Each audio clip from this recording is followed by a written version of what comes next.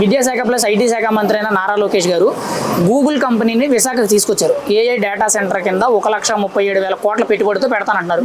దానివల్ల మీకు ఏమైనా యువతకు ఉద్యోగాలు వచ్చే అవకాశం ఉందంటారా? నేను ముఖ్యంగా ఏం చెప్పాలనుకుంటున్నానంటే ఈ డేటా సెంటర్ ఏదైతే అక్కడ ఎస్టాబ్లిష్ చేస్తున్నారో దానివల్ల యువతకి ఎంతో ఉపయోగం ఉంది.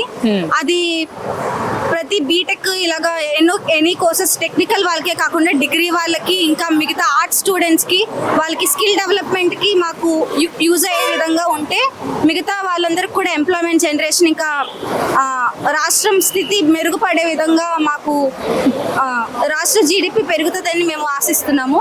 అలాగే స్టూడెంట్స్ కి ఎంప్లాయ్మెంట్ పెరిగినప్పుడు మా పరిస్థితులు కూడా ఎవరైతే middle class below middle class ఎవరైతే ఉన్నారో వాళ్ళకి ఆపర్చునిటీస్ ఇవ్వాల్సిందిగా మేము ఎక్కువ కోరుకుంటున్నాము. ఎందుకంటే ఇప్పటి వరకు ఉన్న వాళ్ళందరూ వేరే వేరే రాష్ట్రాల్లో వెళ్ళి పనిచేశారు.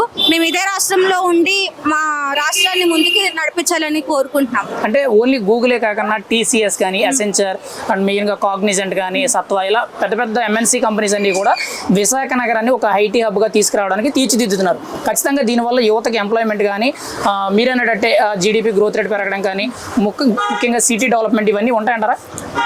ఉంటాయి. దానివల్ల ట్రాన్స్పోర్టేషన్ ఇవన్నీ కూడా ఉన్నాయి కాబట్టి మిగతా పాలసీస్ కూడా దానికి తగ్గట్టుగా చేంజ్ చేసుకుంటూ వెళ్తే మీకు మొత్తం సిస్టమ్ అనేది ఇన్ఫ్రాస్ట్రక్చర్ కొంచెం డెవలప్ అవుతుంది అని చెప్పి మేము ఆశిస్తున్నాము. అలాగే స్టూడెంట్స్ కానీ లేకపోతే ఇప్పుడు అన్ఎంప్లాయ్మెంట్ ఎక్కువ ఉంది కాబట్టి వాళ్ళందరి మీద ఎక్కువ ఫోకస్ చేయాలి అని చెప్పి మేము కోరుకుంటున్నాం.